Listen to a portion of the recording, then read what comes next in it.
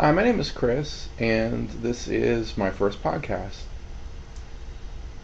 Today, I'd like to talk about the transformation of identity and how we achieve it through the long term process of doing our spiritual work. Now, I want to be clear when I say long term, I mean really long term, like decades. But that doesn't mean that we don't make observable and measurable positive progress over the course of years or months. But it does mean that we will again and again run into the same issues and problems, and that in confronting them over and over again, we may be tempted to feel like our spiritual life isn't successful and that we are not achieving what we wanted, which was liberation and freedom from suffering and from its various forms, and insight into the nature of reality and so forth. I'd like to talk about crisis, and specifically what is it that happens during a bad period in our life. And it could be from minor, something like having a head cold, to something major, and anything in between where we feel upset, off our game, we're having trouble with our life, things just don't feel right, and we're struggling emotionally, and we're just not quote unquote well. Excuse me. During these periods of time, I've observed them in my own life, and again, it's like you look at the situation and wonder, does spiritual work have any impact on this? Because I feel like I'd go just as low during these periods as I used to years ago, decades ago, and I don't know. It just doesn't seem like I'm progressing. So what I had to look at is, what is the fundamental process that's going on that's causing our state of mind to shift so radically toward the negative? And how does this relate to our spiritual life? Well, first of all, I think what happens is that your state of consciousness sort of bobs up and down like a cork on the surface of the water. Sometimes the water level on a pond, for example, might be low, or other times it might be high, depending on the rain. The cork just floats on the surface. In the same way, I think our state of mind is constantly fluctuating and floating on the surface of some sort of fluctuation, some process, and that this process is based on thinking and belief. You might have noticed that when times are bad, that a lot of your core beliefs, your most supportive spiritual beliefs, tend to just go away. You lose faith, and you stop having positive feelings about the spiritual sources that you work with your own belief in your own capacity to uplift yourself, and so on. In other words, it seems to be a negative shift in your belief system at the core of this kind of suffering. And I want to talk about what I perceive to be what is happening in life in the broadest and most general sense, to try to contextualize what's happening during periods of crisis. What I believe is happening during our lives is that we are actually seeing our entire life as a symbolic language that is expressing ideas that we are thinking in our mind.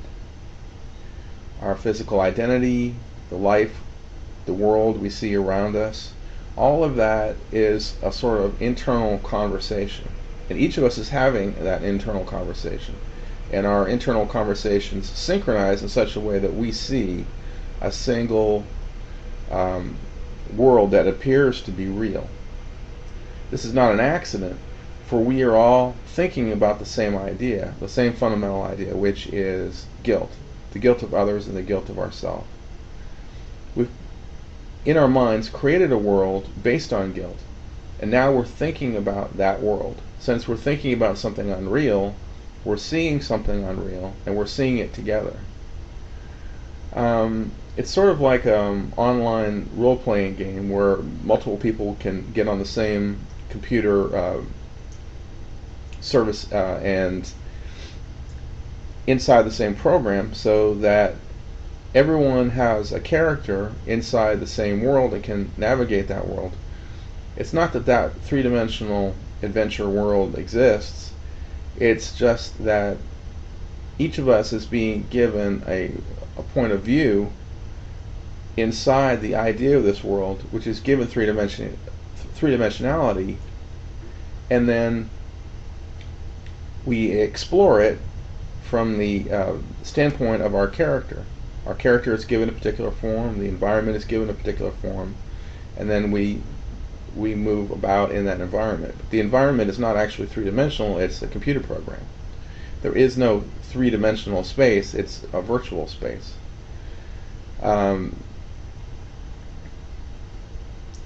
In the same way, I think what we're seeing in the physical world is very much virtual. It's happening inside our own consciousness, and it's being expressed through our consciousness. We're all thinking about the same idea, but from slightly different angles. As a result, we see ourselves as separate from others while being stuck in the same contextual situation, the physical world.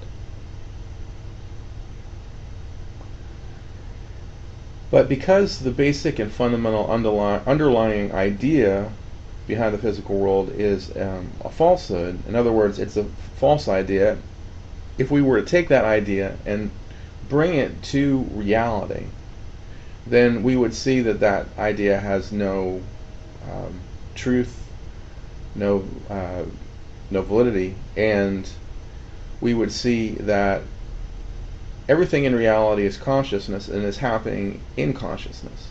There is no physicality. This being the case, I think that's what's happening as part of the situation when we get into bad times in our life, is that we experience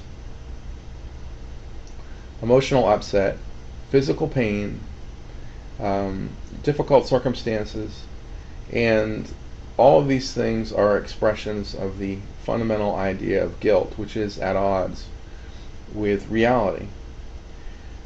But our mind, being our obedient servant in a sense, will convey to us the seeming reality of anything that we dwell upon. Having dwelled upon guilt with the intention of seeing it as real for the purpose of exploring the idea itself,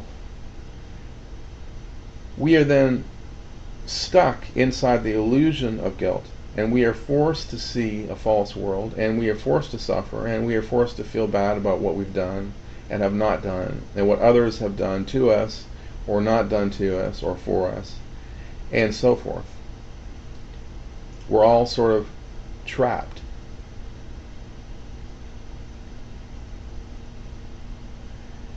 And within the context of that understanding, we see that everything in our world is built to reinforce the reality of guilt as an idea. In other words, the basic fundamental idea of guilt, our guilt, others' guilt, is reinforced again and again and again through everything that happens in physicality. But guilt itself is a false idea.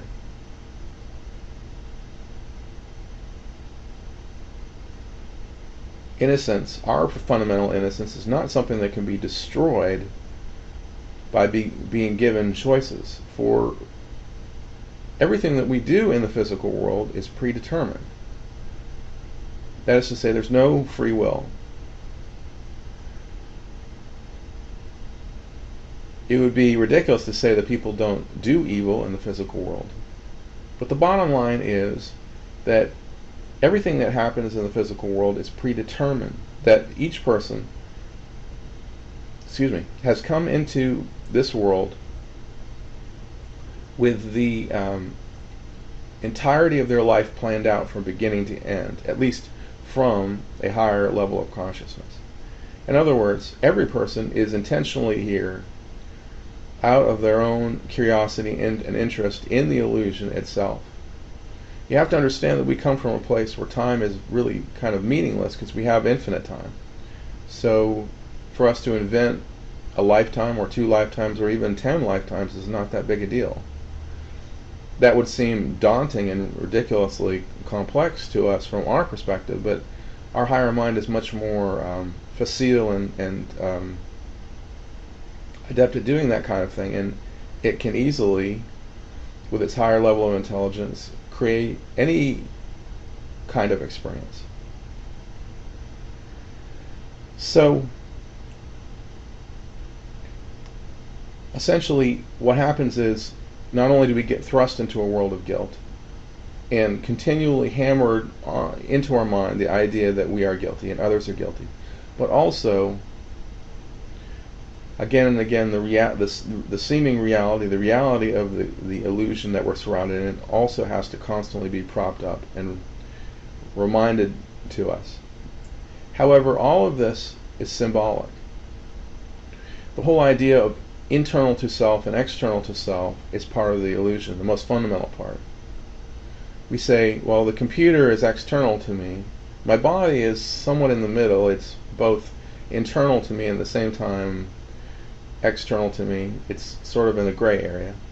My mind is internal to me, but it's in a gray area because my mind is partially in my brain, which is in my physical body, which is partially external. So that's in a gray area too.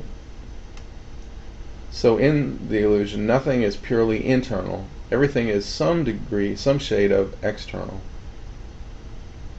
But in reality, everything we're seeing is happening within our one mind, and everything is made of consciousness. Our consciousness is what gives reality to the illusion. But since we're not consciously aware of making the reality around us, then we don't believe that this is what is happening. We don't remember that, and we don't consciously perceive that. Therefore, in our mind, the world is happening to us outside of both our will and our control. But by discovering and conversing with higher consciousness, you begin to see several things. If you have these conversations, if you explore the point of view of your higher consciousness, one thing you come to understand, first of all, is that no one is guilty. Everyone is reacting to life as it presents itself to them. Each second, each millisecond, we are experiencing a life that is happening to us and is, in fact, forcing us to react to it. In other words, the level at which experience comes at us is much faster than we can consciously process it. Our conscious processes are all sort of playing catch up all the time. We have an experience, we react, and then we rationalize how we've reacted through our conscious mind, giving us a false sense of control. But really, all we do is react, and we react to everything that happens. The sum total of our reactions is what we do with our life. But none of it involves free will.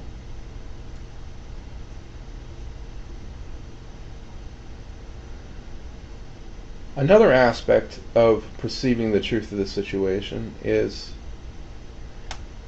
to look at how people struggle. People can want the simplest things and be frustrated. They can struggle for months and decades and fail again and again. It's not enough to simply say someone is at fault because they failed, or that they are a quote-unquote failure. All forms of judgment against others are really lacking in insight. They are observations that are in some way incomplete, and the incompletion of the thought process lies in the fact that the person isn't seeing all the information about that person from an internal standpoint. In other words, we can observe and judge another person based on their external situation, but we can't quantify what they themselves have experienced. For example, if you're walking down the street and you see a young person who's homeless and obviously drug addicted, looking at their behavior and physical condition, they're exhibiting bizarre behavior.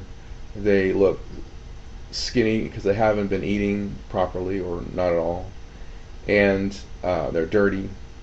They might be somewhat violent or unstable, and you might think, oh well, they're using crystal meth or some drug like that.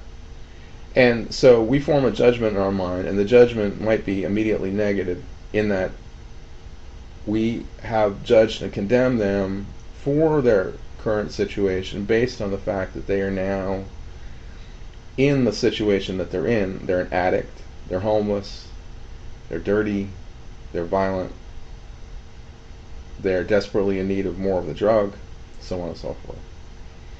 We base this judgment on the idea that at some point they decided consciously and willingly to use crystal meth.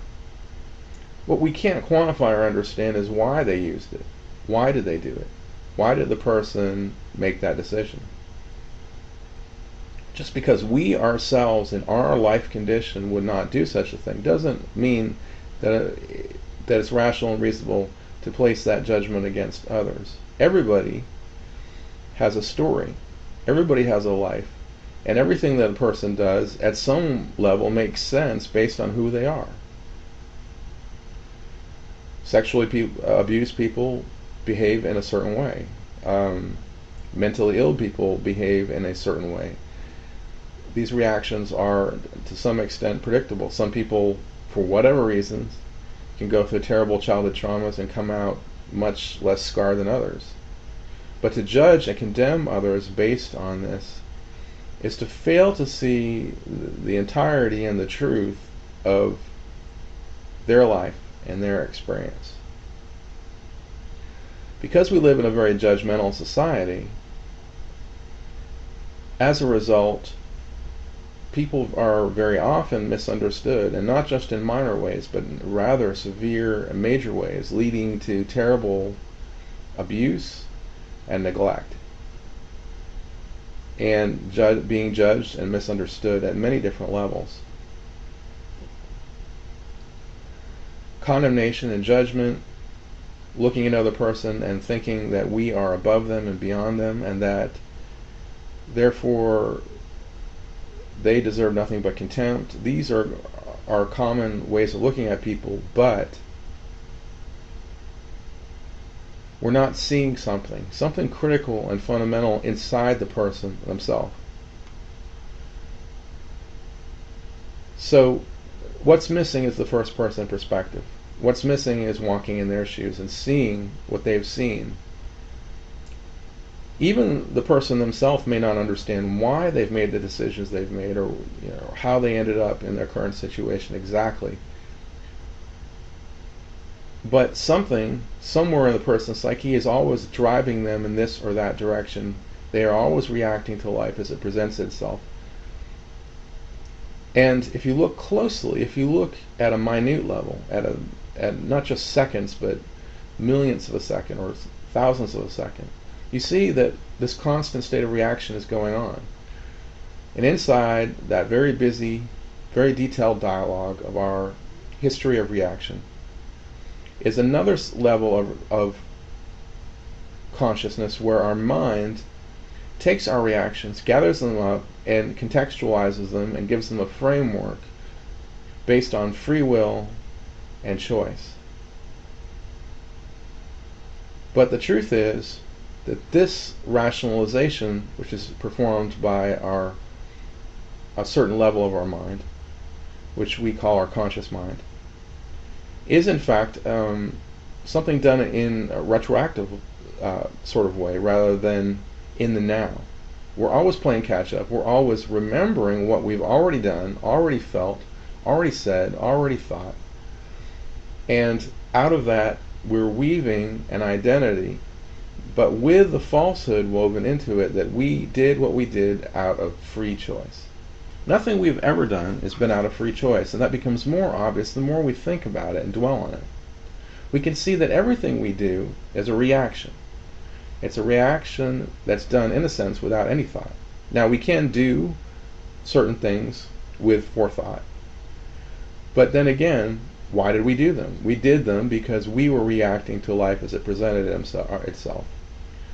Our conscious thought process happened, and out of that conscious process of thought, we then took some course of action. And we would be satisfied most of the time to just accept that we consciously and willingly did X, Y, Z. But in fact, our conscious mind's observations and reactions are part of the larger tapestry of reactions to life that happen within our own consciousness.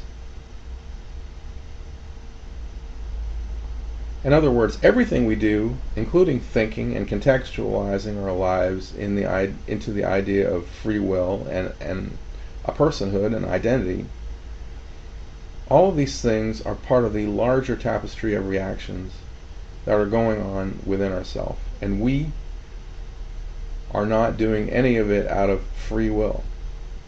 Because we may be, to some extent, free of the thinking and influence of others. We are often reacting against others or trying to emulate others. But no matter how we're reacting, it's all just yet more reactions. We are not free. And we are certainly not free of ourselves. Even if through some miracle we were able to be free from the influence of others, which is of course in an ultimate sense impossible, we always end up reacting to major players in our life in one way or the other, for or against, or a combination thereof. But we are never free from the influence of our own past, our own history. Everything that we've done, everything we've said, everything we've thought, everything within us is what is reacting to each moment of now.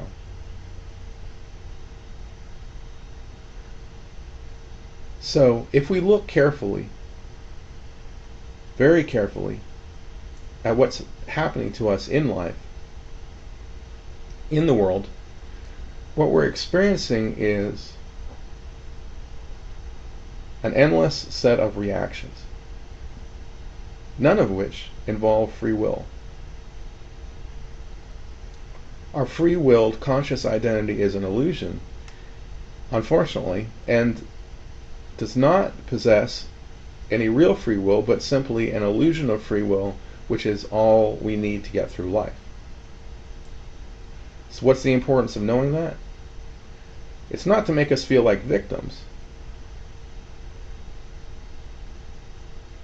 but we have to understand that within the illusion of guilt, the idea of guilt, an entire world is formed in our mind to demonstrate the idea of guilt. Because we are conscious beings, when we enter into any idea, it's like entering into a whole world. We could think about the idea of love and enter into an entire universe of experiences all based on love. And each experience of love would illuminate the idea more and more and teach us more about it. In the same way, the world of guilt, the physical world, teaches us about guilt. And we suffer and we have experiences that are in line with the idea of guilt itself. But if we choose to change our thinking and to disentangle ourselves from guilt as a way of thinking, we can start to think like our own higher consciousness, which operates at a level beyond guilt. By identifying with our higher consciousness, seeing through their eyes, listening to them talk, and learning more and more about what they think and why they think it, we can actually emulate them and to a certain degree begin to live from a state of consciousness which is guiltless. This is pretty much the sum total of my spiritual life up to now, and everything that I'm doing now is an attempt to make that transformation more total. What I've observed is that when I live from a guiltless state, people react to me very differently. Life flows better, and I understand things differently. I'm not as threatened and worried and fearful as I was before. when negative events happen. And I begin to see through the illusion to a certain degree, and that is helping me suffer less. It doesn't eliminate all my suffering because a certain portion of my mind is still at a subconscious level involved in guilt as a way of thinking. But since part of my mind is consciously involved in guiltlessness as a way of thinking, then I get a lot of benefits, a lot of healing, a lot of assistance from that state of consciousness, which I can quantify more and more as I continue to invest more and more of my time, effort, and state of consciousness in being in that state. Our higher consciousness is happy. Our higher consciousness is free. Now, it does not possess free will either, but it does have the illusion of free will. And its free will is much more meaningful than ours, where we are constantly reacting to a hostile world. Our higher consciousness lives in a free world where it is free to have, do, and be what it wants without any form of suffering. Our higher consciousness knows that it doesn't deserve to suffer because it's never done anything wrong. No matter what you've done in your physical life, it was a reaction, a series of reactions to what you saw based on who you were. If you want to put it in mathematical terms, every moment was an X, X being your identity, plus Y, Y being whatever quote-unquote external situation you found yourself in that you were reacting to.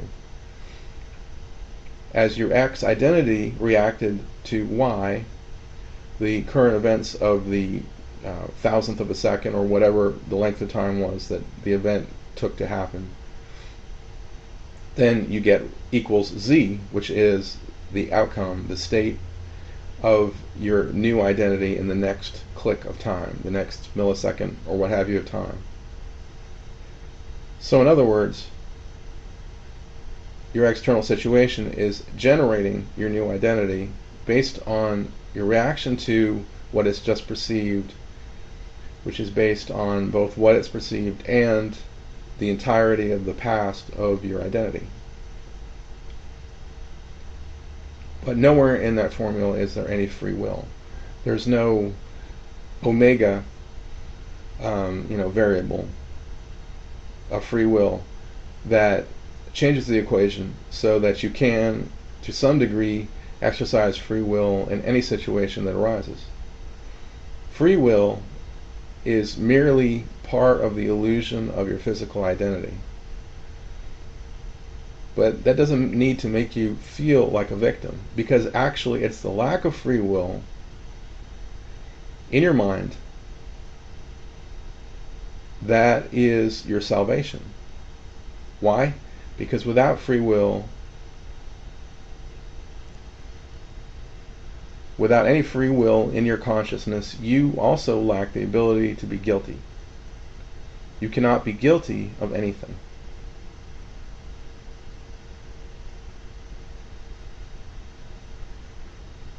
So it is in our lack of free will that we find our fundamental innocence is held and saved forever and can never be violated. We can never be truly guilty. Let me take it down to a somewhat more practical level. Let's say you're at the post office and the person waiting in line in front of you just seems like a miserable person. They're angry, irritable, they're yelling at somebody on their cell phone. Then they finally get to speak with the postal employee and they're yelling and screaming at them. They seem irritable, irrational, and out of control.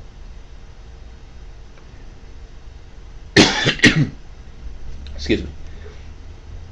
In this case, you would normally look at them and think they are guilty. They could be a nicer person, they could be warmer, they could be more patient, but no, they've decided to be a jerk. However, if we were able to zoom in on reality itself as it applies to this person, and we could see, actually perceive clearly their lack of guilt, that they themselves do not possess free will. That everything that they're doing and saying, everything that they've done in their entire life has been a series of reactions without the slightest trace of free will. If we could clearly perceive this, then we would feel no anger towards them, because even though their behavior was hurting us, they don't possess the free will to stop. They don't possess the free will to step back from their own behavior, to think about it differently, and to make a different choice. Free will is dependent on the idea of choice. And if people don't really possess the ability to choose differently than however they do choose, then free will is a judgment based on a lie, which we've imposed upon others. We can see in this new condition of perception, where we can see the person's lack of free will, that they are simply reacting in the only way that they can to the situation as it presents itself to them. And just because we are capable of doing better does not mean that they are. Also, we can see that if we had judged them, if we were instead reacting negatively to them and judging them, that we would be the ones who would be imposing an impossible standard upon their head, even though the standard that we wanted to impose of good behavior seems both reasonable and rational and easily accomplished. It is for that person in that moment impossible. And there are people who rarely behave well in any situation, and for whatever reason lack the ability to behave in the right way. Now, there are certainly people out there who consider themselves to be evil, who enjoy hurting other people, inflicting harm, and are hateful and cruel. However, since the person lacks the free will to be something better, something different, to even perceive that it would be better if they had a conscience, if they treated people better, and that their life would be better in some way. The truth is that that person doesn't possess that freedom, and therefore is not guilty, no matter what horrible, nasty, brutal things they do to others.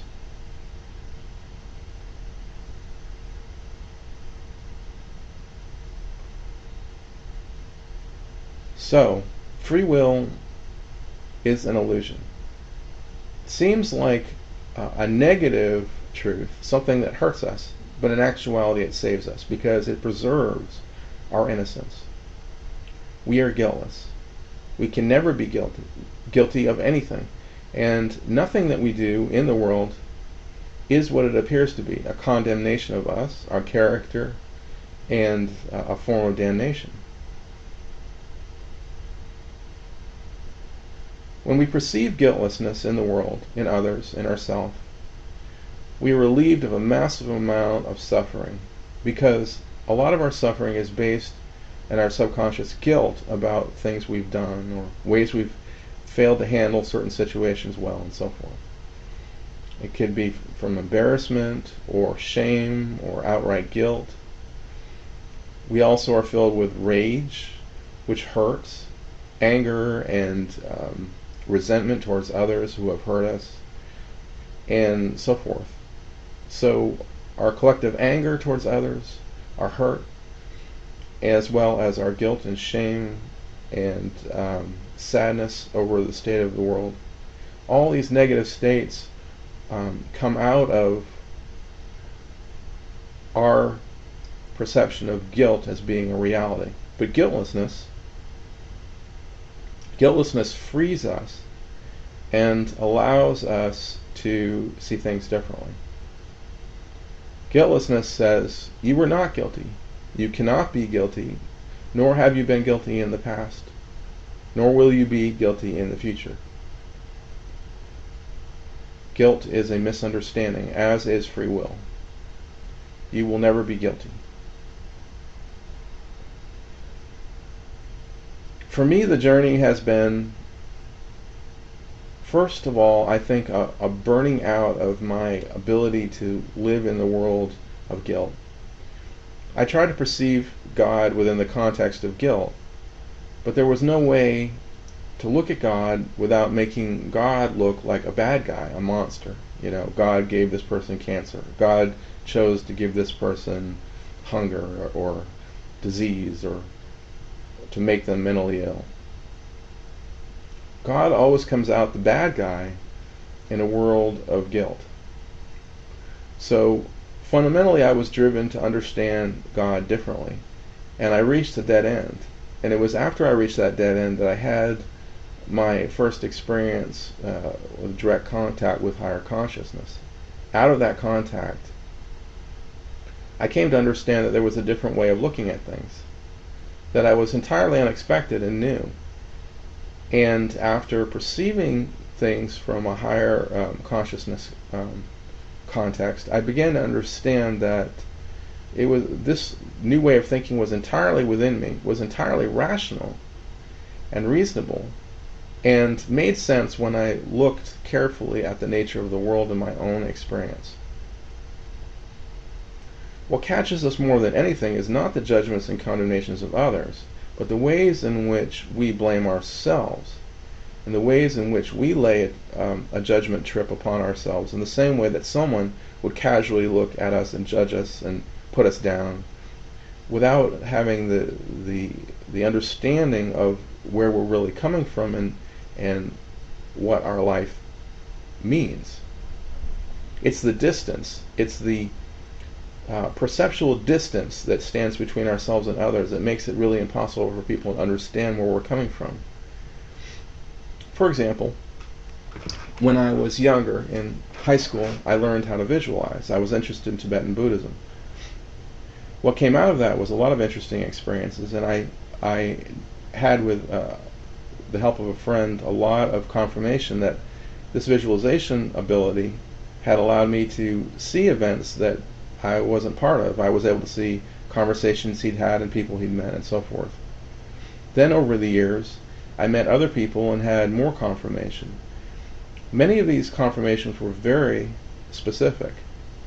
I was able to see events in great detail and explain what happened blow by blow to the person in the picture. I would be given a picture and I would place my consciousness in my imagination in the body of the person who was being photographed, and then I would see an event unfold in my mind, relay it to the person who was either the person in the picture or someone who knew them, and get confirmation that yes, this really did happen. And this confirmation came again and again and again. As an example, one person I know, I did a reading for them without a picture, and saw this person's mother in the kitchen chopping vegetables while holding the baby in one arm and chopping the vegetables with a knife in the other. She started to pass out and she called out this person's name. I somehow knew that he was a child at the time. And then she passed out, completely fell on the floor. And he had no recollection, but after speaking to his mother, found out that this had in fact happened when he was about 6 years old. He'd been asleep at the time when she collapsed, and he'd felt very guilty about the fact that he hadn't been awake to help her at the time. But he had no recollection of this as an adult. So I got confirmation enough over and over again to see that something real was going on. And I'm not telling you this just to try to convince you that I'm some sort of psychic, because that's not the point. The point is that I had a life experience which made it completely clear and obvious to me that psychic phenomena is real and it's something that anybody, given the training, can do. However, I would encounter people throughout my life who would say there's no such thing as psychic phenomena, every psychic is a fraud, blah, blah, blah, blah. And I still see that to this very day. And when I try to explain to people that's not true, that psychic phenomena is real, I'm merely dismissed. Because my experiences are personal, and the perceptual gap between myself and other people can't be bridged. They can't see through my eyes and understand that I had many real experiences. I can either convince them that I'm not lying, or I can't. Why I'm trying to explain this is that it's the perceptual gap, this ignorance that exists between people, that allows us to fail to see the ways in which people are not guilty. And it's made even worse when we ourselves blame ourselves for not doing better.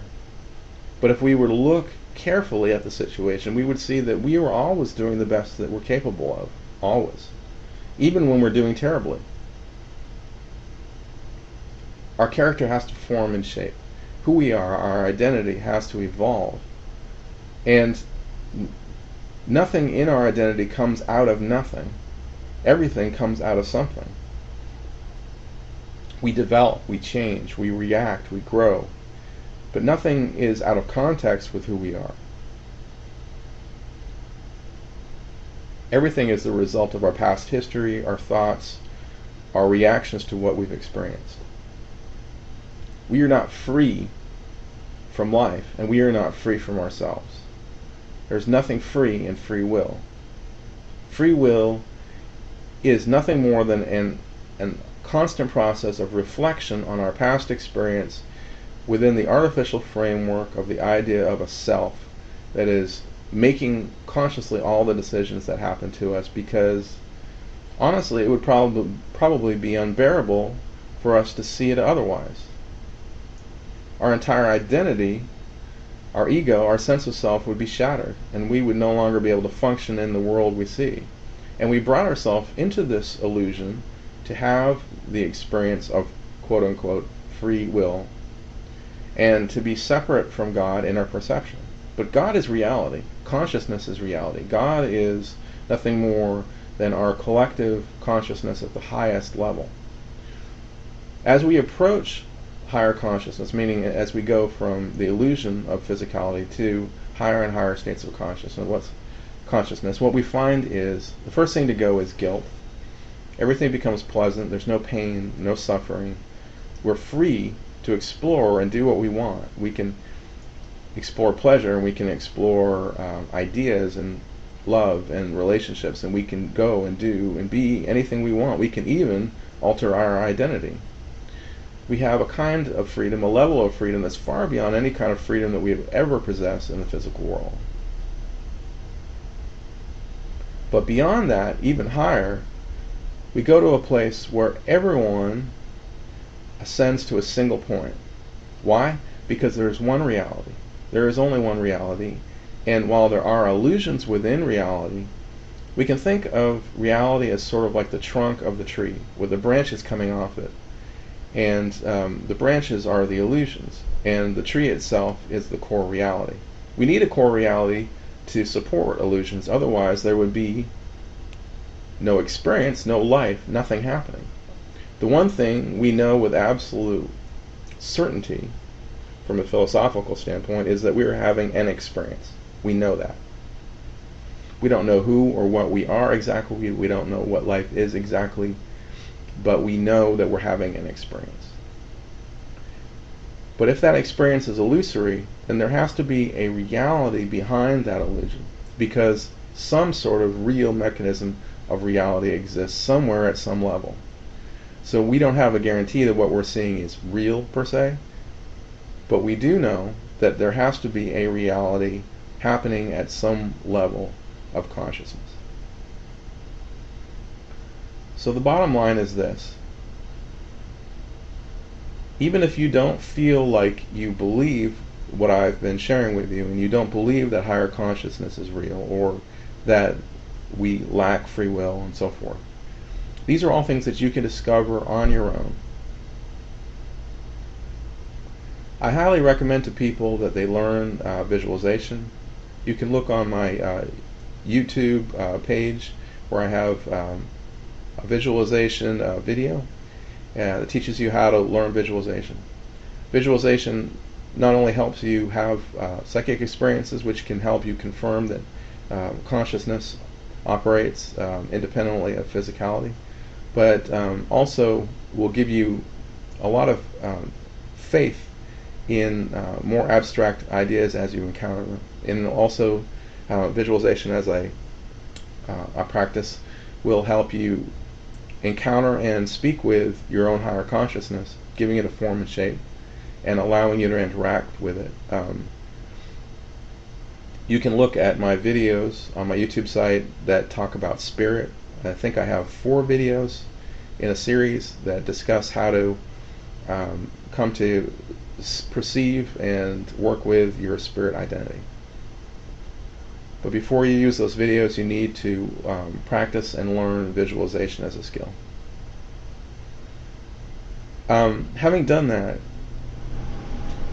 having learned visualization, having taken the time to develop a relationship with your higher consciousness and giving it a form and shape and becoming familiar with it and seeing through its eyes, over time you will actually come to enfold that consciousness and make it your own so that it becomes part of your identity. And then that way of seeing, that way of perceiving will become more and more solid.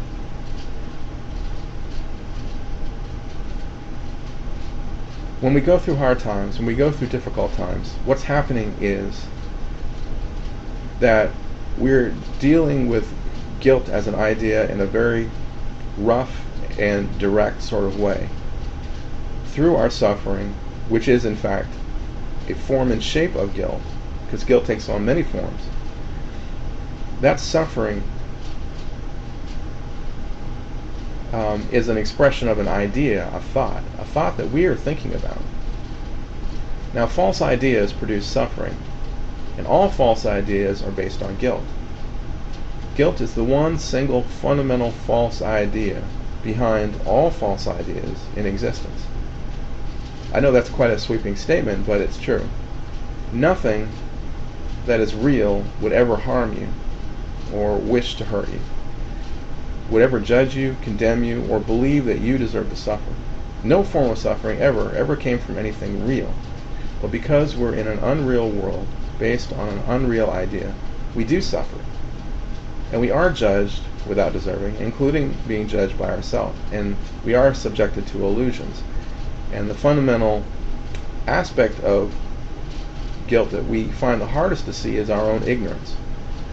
That we are able to have a perceptual gap within our own mind between what we did and looking at that event in hindsight and casting judgment and condemnation against ourselves. What we did in the moment, we did in the moment. We don't get a do-over. We only get one crack at every moment. And everything that we do in that moment is a reaction based on who we were. So to deny how we reacted to a particular situation is an attempt to actually go back in time and drive a wedge between who we were in that moment and what happened to us in that moment, to separate X and Y, to produce a different Z. But that's simply denial. The fact is, we reacted in the only way we could in the moment. If we find that shocking in retrospect, then the problem is not how we behaved, but that in retrospect, we are not able to accept who we were in the past and how who we were in the past reacted to what who we were saw.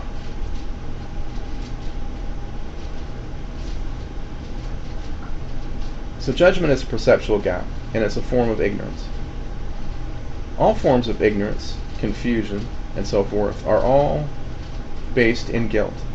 Because in reality, all knowledge, all information is free and open to us at all times. There's nobody and nothing standing in our way of knowing everything and understanding everything. Ignorance is brought about by guilt, period.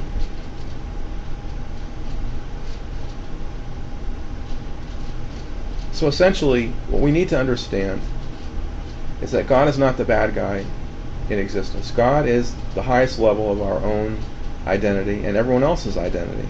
And that all these different higher identities are all merging at the highest level into one single consciousness, one single being.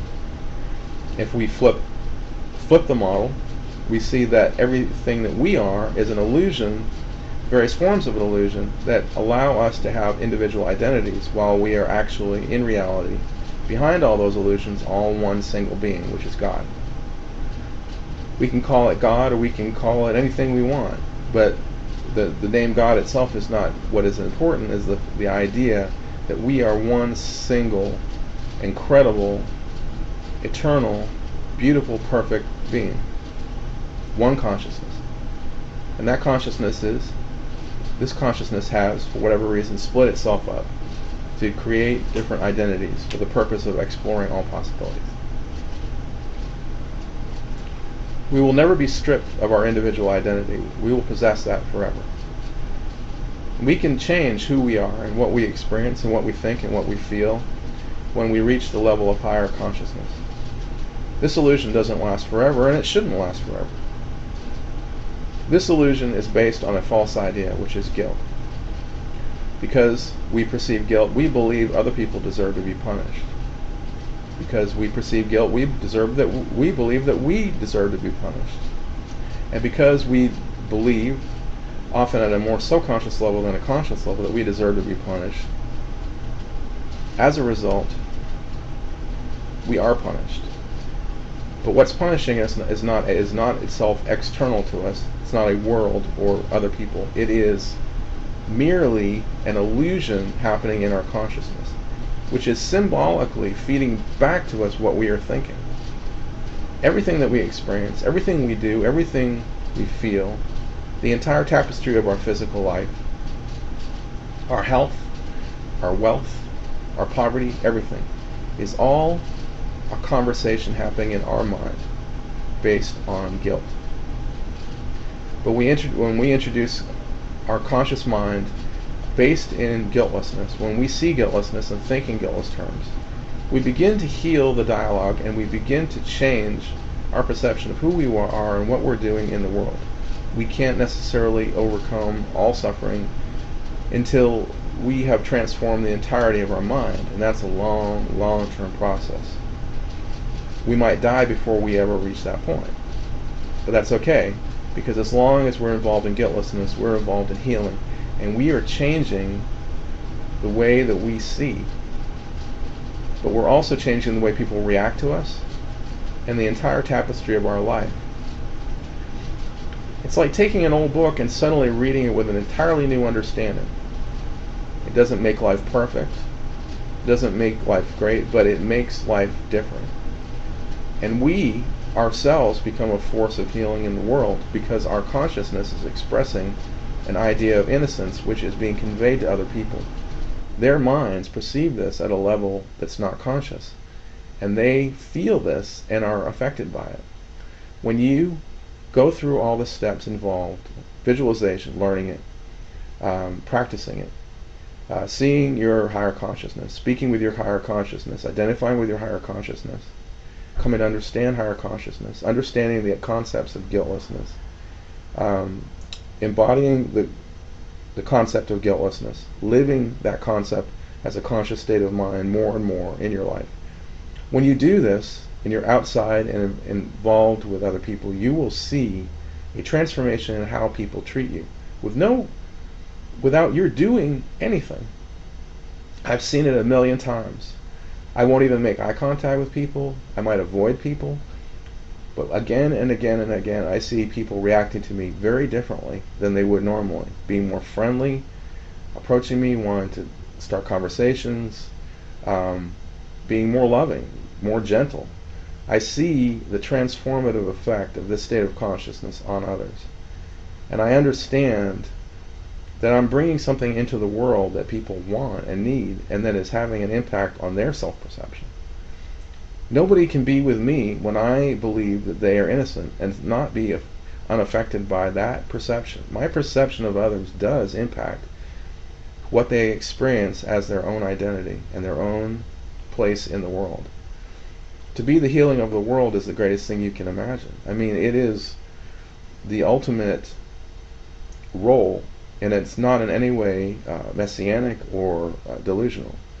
We can see it and perceive it once we get there. We can see the effects on others, and we see the effects on ourselves. During times of crisis, and we will still have crisis and rough patches, we will go through emotional upset, and we will lose our bearings and fall back into guilt thinking. But we can still apply guiltlessness to these situations while we're suffering, and we can see the healing that comes even in the midst of great suffering on our part. and realize that our guiltlessness is a constant conversation about healing, just as guilt is a constant conversation about punishment, retribution, and suffering. So let's all be part of the healing of the world and the healing of the human condition. Let's resolve this built-in perceptual gap that exists between people that allows judgment to fester as a form of misunderstanding.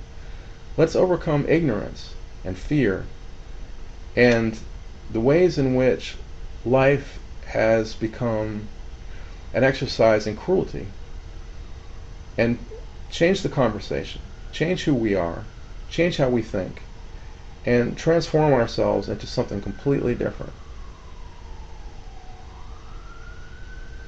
It is my hope that one day, that when I encounter difficult and painful situations that bring up negative emotions, that I will be able to react to them in a way that secures me in peace quickly, and that I will not stray far from peace, but will make it my home in every possible way.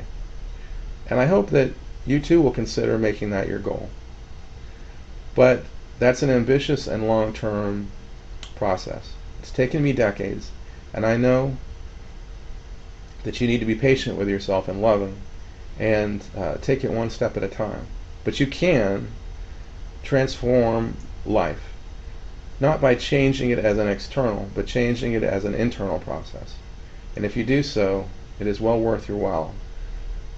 For you can experience the greatest thing possible, to be part of the healing of the world, and to perceive that healing without the slightest trace of ego or vanity or pride, but to see it in the warm and loving sense of having come home to your true purpose, your true identity, and to return to a place beyond suffering in your consciousness, which gives you one step closer to resolution, even after you die, because you bring with you this identity and this understanding that you've gained, and the love that you created in the world by perceiving other people as guiltless.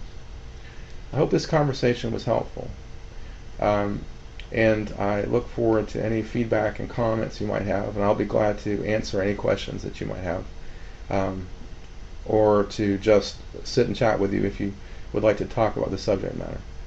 Thanks so much for listening. Take care.